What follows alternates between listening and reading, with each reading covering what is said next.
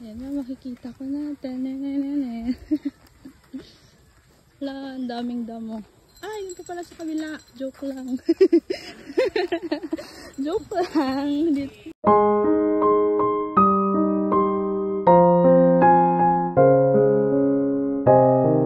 Isang mapagpalang hapon po at pupunta po kami sa bahay namin. Bibisitahin ko kasama ang aking friend. Ayan, ito po yung daan. Medyo malayo pa siya. Kaya pagpapasok po akong umaga sa nursing, pagsimula po ulit ng pasukan, sakripisyon na naman ng maagang gising, maaga mag-asikaso kasi malayo po ang palabasan, lalakarin pa. Ayan. Ngayon ko na lang po ulit mabibisita ang bahay after ilang months. Ang last na visit ko dun is last year pa ata, and ngayon lang ako makakabalik, diba? Very nice. Guys, ang layo pa rin namin. Ang ganda. Ang tahimik. Kaso nga lang malayong masyado. Maglalakad pa rin kami. Guys, nakikita ko na ang papasok. Ano yung papasok? Dito po ang papasok. Ayan na, makikita ko na. Wala, ang daming damo. Ay, yun pa pala sa kabila. Joke lang. Joke lang. Dito mo kasi dito. Ayan po pala sa may bahay nito. Diba? Hindi ko na alam sa tagal ko hindi nakapunta. Pero ang ganda na po ng kalsada kasi dati hindi ito kalsada eh. Lubak-lubak po ang daan. Thank God naman kasi kalsada na. Bawas ng ano. Hindi na maputik. Yan na, dito na talaga guys. Legit na. Yan, papasok po dito. Di ba? Layo. Yan, ito po ang daan. Dito ang hindi kalsada. Mahirap po dito pag maputik. Ayos na rin yung mga nagpapagawa. Kanina nga itong bahay. Limot na ako. May mga bakod na po pala dito. Yan. Itong ganda na. Mga vlogger ang nakana dito eh, puro vlogger. Ayun, nagpapagawa na rin pala dito sa harapan. Ayun yung bahay, may isa na din pala nagpagawa. Oh, may aircon na. Ito yung bahay to. Wow, second floor, yaman. Pero hindi pa po yan sa amin. Kanino kaya yan? Dito na. Saan yung bahay? Limot na ako. Lampas na pala. Tapos hindi ko pala kung nasan yung bahay. Joke lang. Ayun na. Ayun na yung bahay. Ayun. Dito pala. Jesus. Talagang ligaw ko na. Ligaw na nga. Dito pala yung bahay namin. Hindi na talaga alam eh. Wow. It's our house. Laki. Dami ng, ano yan, yung tubig. Ito po, kasama po ito. Yan, ito yung bahay. Oo. So, hello po. Andito na po ako sa bahay namin. And bibisitahin ko po at titingnan kung kamusta na after ilang years. Parang last year nga talaga yung huli kong punta. Ito na po yung kusina. Tama, kusina ito. Dami ng damo. Magdadamo tayo dito mamaya. Yan yung CR. Ito paliguan. Ito CR, pakita mo siya. Maliit mong CR! Ang baba! Tignan mo po, guys. CR. Maliit. Parang pambata yung CR. Ito yung siguro ano, parang bathtub. Wow. Shower ganun, shower ganun. Ito kusina. Ay, parang may ano pala yun. Ayan, ito po. May kuryente na ata. May saksakan na eh. May ilaw. Ito po, sala. Living room. May ano na, may switch na. Hindi mo lang pinagano yung switch.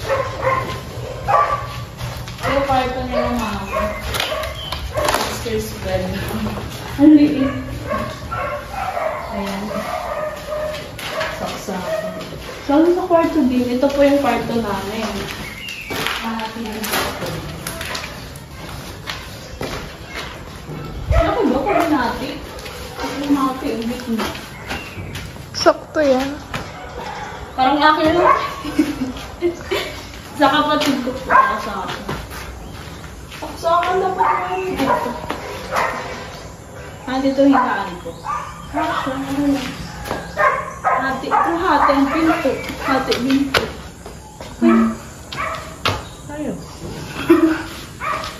Hati yun. Ayan guys. Ito yung balcon.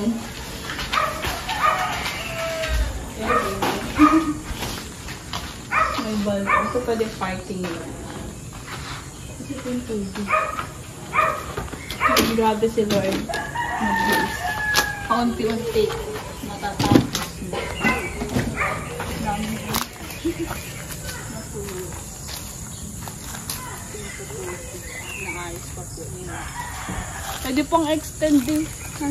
Mapagawa ako. Pag may pera na po ako, extend ko yung yung hanggang dun sa dulo. Siguro ngayon, ito po yung tinatapos nila. Yung bubong, di na rin. So, hello po. Ayan po yung tsura ng bahay namin, buong bahay namin pag nasa harapan. Ayan po, paikotin natin. Paikot po. Ayan yung balcon, living room. Ito yung kusina. Ayan, kusina. Dito sa harapan. Shane. Yan po, friend ko po. Kasama ko po dito. Nagbisita rin po sa bahay. Ayan po. Sa malayo. Ayan yung itsura ng bahay. Ang ganda. Thank you Lord so much. Ayan, dun sa kabila po. Kaso madamo dito eh. Hirap tumaan. Nagsisan. Ayan po. Daan tayong daan-dahan sa kabila. Hirap ng daan ha. Pababa. Oops. Ito po yung bintana sa kwarto.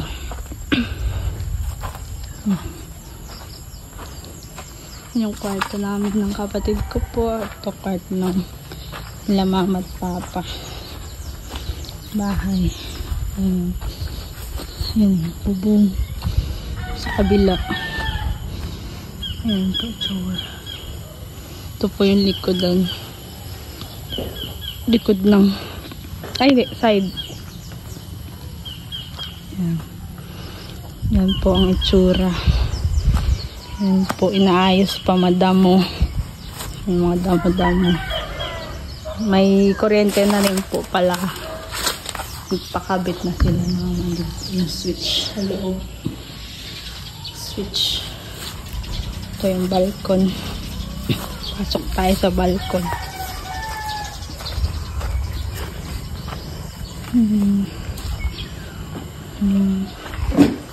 Yung kuryente po, inaayos yung mga saksakan. Saksakan switch. Tapos ayun. Saksakan. Dalawang kwarto.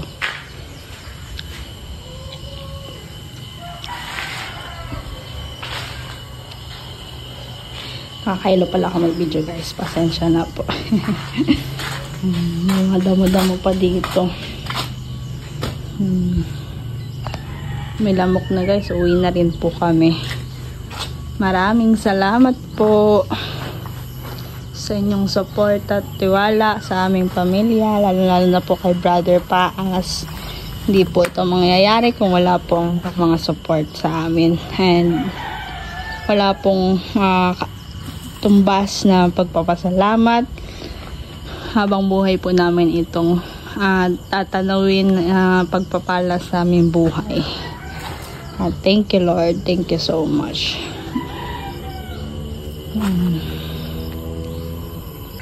So, ayun po guys, ito po yung update sa bahay namin. At maraming salamat po sa ginamit na unang-una sa Lord sa mga ginamit niya na instrumento para magkaroon kami ng sariling bahay at makapagpatayo po. At hindi po ito mangyayari kung wala yung provision ni Lord sa pamilya namin. Salamat po. Hindi ko man mabanggit yung mga pangalan ng sponsor, pero kilala niyo na po kayo at si Lord na po ang bahalang magbalik sa inyo ng siksik, liglig at umaapaw. At maraming salamat din po sa buhay nila Kuya Bal Santos Matubang, na isa sa ginamit na instrumento sa buhay ni Kuya Rab, Kalingap Rab, na dahil sa kanila naging daan sila upang magkaroon kami ng sariling bahay namin. At malapit na po siyang matapos. God's provision po, ngayong 2024 ay makalipat kami dito sa bagong bahay namin. And nakaka-excite na nakakatuwa dahil sa ngayong taon, bahalay natin na i-loob ni Lord, pagka-loob ni Lord na makalipat kami dito sa bagong bahay namin. And to God be all the glory po, and see you in the altar of prayer. God bless!